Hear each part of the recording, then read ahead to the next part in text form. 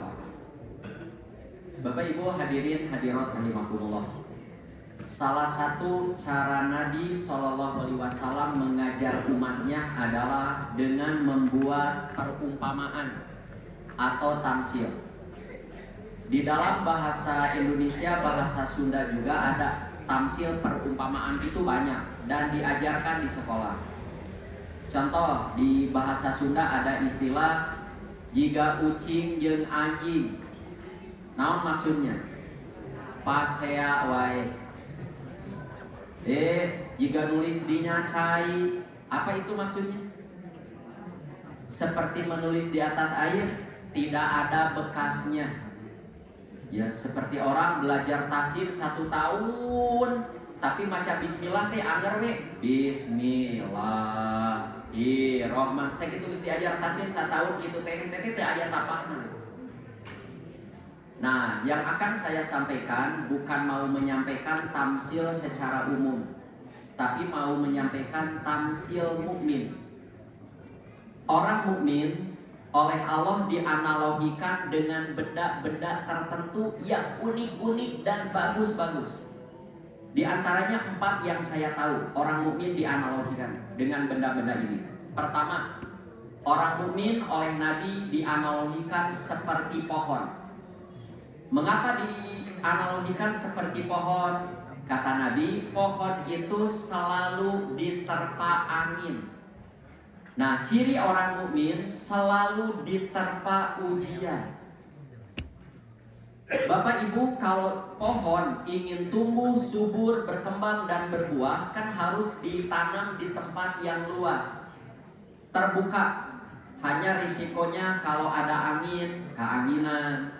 Kalau musim panas, kepanasan. Musim hujan, kehujanan. Tapi lihat, pohon yang selalu kena angin, kena hujan, kena panas, tapi kuat, tidak roboh-roboh, kuat. Seiring waktu, semakin kokoh, semakin tinggi, kokoh, tinggi, berkembang, berbuah. Begitu juga mukmin.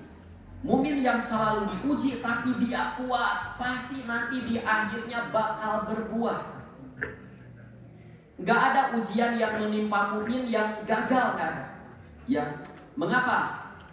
Orang mukmin itu pasti berhasil. Tidak di dunia, kan ada akhirat. Hanya harus kuat, harus tangguh. Coba kalau pohon diterpa angin saja ngadorok-dok, dorok-dok, gubrak, akarna kaluhur, kira-kira berbuah nggak? Nggak akan berbuah, nggak akan berbunga, akan mati. Demikian juga bila kita diuji nggak kuat, tumang, nggak akan berbunga berbuah. Ya, ingin berbunga berbuah harus kuat, harus kokoh. Yang kedua, oleh Nabi SAW orang mukmin itu dianalogikan seperti pohon kurma. Dan Nabi pernah bertanya kepada para sahabat, mukmin itu seperti pohon yang semuanya bermanfaat, mulai dari pucuknya sampai akarnya.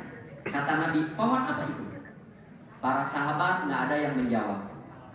Ya, hanya ada anak kecil dalam hatinya berkata, namanya Abdullah bin Umar. Menurut saya pohon kurma. Betul saja. Pas nggak ada yang menjawab, pohon kurma. Ya.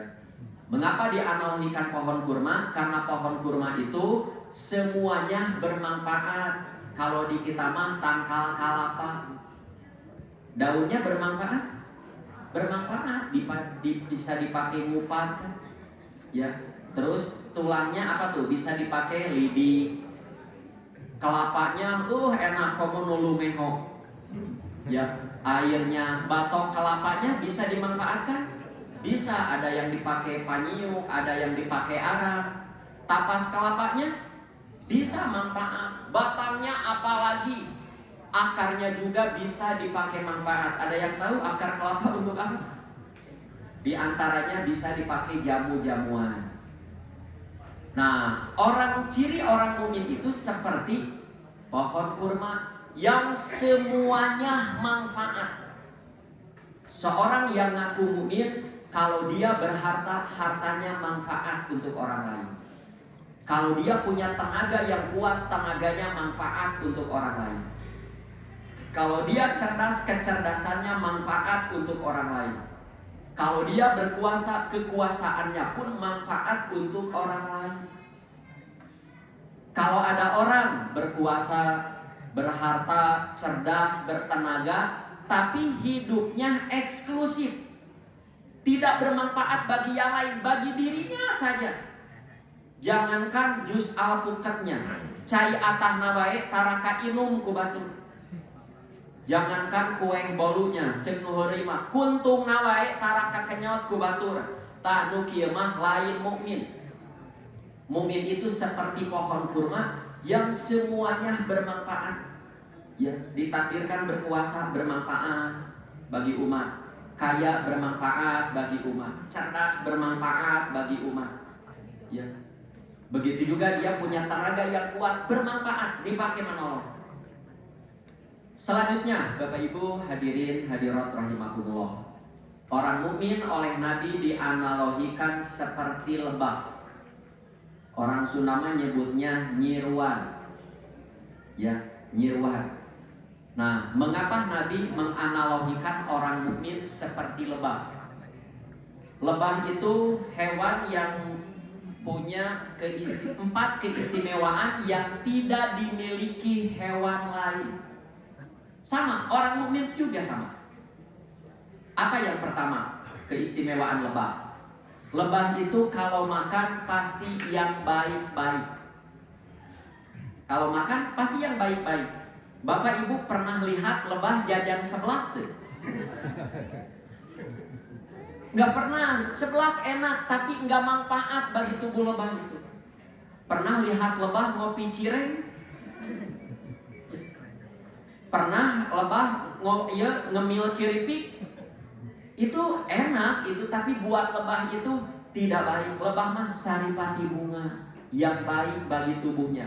Nah, ciri orang mukmin kalau makan itu yang baik-baik. Orang mukmin mah kalau makan tidak cukup enak tapi kudu halal. Tidak cukup halal tapi manfaat bagi tubuh. Ya. Sok yang aku mukmin ulah sagala ting asup. Jojodog asup. Seral campir asup. Ya, jangan semua yang enak dimakan. Makan yang enak, yang bergizi, tapi jangan semua yang enak dimakan. Ya. Kalau ibu bapak sudah tahu ini tidak baik bagi tubuh saya, tinggalkan. Ini enak, gurih, tapi tidak baik bagi kolesterol saya, tinggalkan. Tah, orang mukmin itu seperti lebah kalau makan yang baik-baik. Kedua, lebah itu kalau mengeluarkan yang baik. Padahal saripati bunga yang dihisap tidak semua manis. Ada yang tawar, ada yang agak pahit, ada yang asam, aya nu peuheur. Apa itu peuheur ya? Paham, hese bahasa Indonesia. Aya nu peuheur. Berbagai macam saripati bunga ia serap, tapi pas yang dikeluarkan madu, semua beralih menjadi madu yang rasanya manis. Aya madu pahit? Enggak ada madu pahit. Kalau ada orang beli madu pahit dipahitan ku jelema make batrawali jeung saniloto. Enggak ada madu yang keluar pahit, enggak ada. Pahit dipahitan ku jelema pakai samiloto jeung batrawali. Saeusa cek tukang madu. Nah, Nabi SAW pernah berkata kepada Bilal, Bilal, kamu seperti lebah. Pengalaman hidupmu kamu macam-macam. Pengalaman hidup macam-macam. Ada yang manis, ada yang asam, ada yang pahit sekali, ada yang kermah pahit, lada, asem deh. Tapi semua beralih menjadi madu. Bilal itu, kamu seperti lebah, Bilal. Yang ketiga, lebah itu, coba perhatikan, lebah itu kalau hinggap selalu di tempat-tempat yang baik dan bersih. Dari taman ke taman, dari bunga ke bunga. Nah, ciri orang mukmin kalau bermain selalu ke tempat-tempat baik. Bapak Ibu pernah lihat lebah entrep di natai kota? moal aya, entrep dina wadah runtah moal aya. Ya. Kalau ada orang, Pak, ada orang ke masjid entrep, orang entrepnya singgah, ke majelis taklim singgah, tapi ke tempat judi juga singgah, ke tempat dugem singgah. Tak eta mah bukan seperti lebah, tapi seperti lalat. Lalat karena tai kotok entrep teh. Entrep. Karena wadah runtah entrep, karena cau entrep, karena ciu entrep, karena sangu entrep, dimakan cau jeung sanguna muncrut.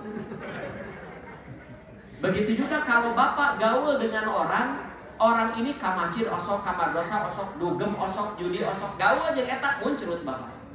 Ini pada nyobian sok gaul. Jangan. Mukmin itu siapa yang ngaku mukmin seperti lebah yang hingga tiap berkunjung selalu ke tempat-tempat baik. Touring dengan orang-orang baik, hiking dengan orang-orang baik, fishing dengan orang-orang baik. Ya, begitu. Satu lagi keistimewaan lebah yang tidak dimiliki hewan lain. Lebah kalau menghisap saripati bunga, selemah apapun tangkai bunga itu tidak pernah patah. Coba perhatikan. Ya, lebah menghisap saripati bunga padahal si tangkainya lemah tapi tidak pernah dirusak oleh lebah. Nah, ciri orang mukmin di saat mengambil keuntungan dari yang lain tidak pernah merugikan orang lain. Kalau ada orang dagang mengambil keuntungan tapi pembelinya dirugikan, begitu pesannya dukuh Palembang, ari pas datang jeung campur jeung dukuh pisitan, nah eta tukang dagang borokokok. Ya. Pesan baju warna merah euceuy, keluar datang berem hawuk, nah borokokok deh begitu. Ya, merugikan. Satu lagi. Ya, para hadirin hadirat rahimakumullah, mukmin oleh Nabi dianalogikan seperti emas. Emas logam mulia. Ya, emas itu mau disakuan, mau dicepukan, harganya sama dan tetap mulianya. Ibu punya emas, mau disimpan di dalam lemari, mau disimpan di kolong lemari, moal turun harganya. Mau dibeli oleh istri jenderal, mau dibeli oleh istri tukang sendal, sama mahalnya. Mau dibeli oleh istri gubernur, mau dibeli oleh istri tukang cukur, sama. Bu, ibu gaduh kalung 10 gram, murah karena cubluk. You know cubluk? So, apa itu cubluk? Sana septic tank. Septic tank mah ngangehong. Cubluk mah tidak pakai hong. Digali we hukul gali. Tempat pembuangan samangan tidak pakai hong. Hanya biasanya buah tangkal buah jamu si gigireun cubluk biasanya sok tumbuh subur. Jeung buah nanti galede aramis. Jatuh bu kalung ibu ke cubluk, wadah dikorah-koreh teu kapangi. Lebar da 10 gram, sedot we disedot. Ari pek teh aya kapenak deui. Wasuh ku ibu cuci, jual deui, rag-rag moal hargana bu. Moal enggak akan jatuh. Tak itulah mukmin. Mukmin itu ya mau jadi pejabat mulia, mau jadi penganggur Jawa Barat mulia. Mau nyalek lolos, rek lolos bener mulia. Punten ka caleg lolos. Ya. Mau bade nyapres, bade teu nyapres mulia. Mau usaha maju, mau tidak maju mulia. Mau tinggal di kota, mau di desa, mukmin mah seperti emas selalu mulia dimanapun berada.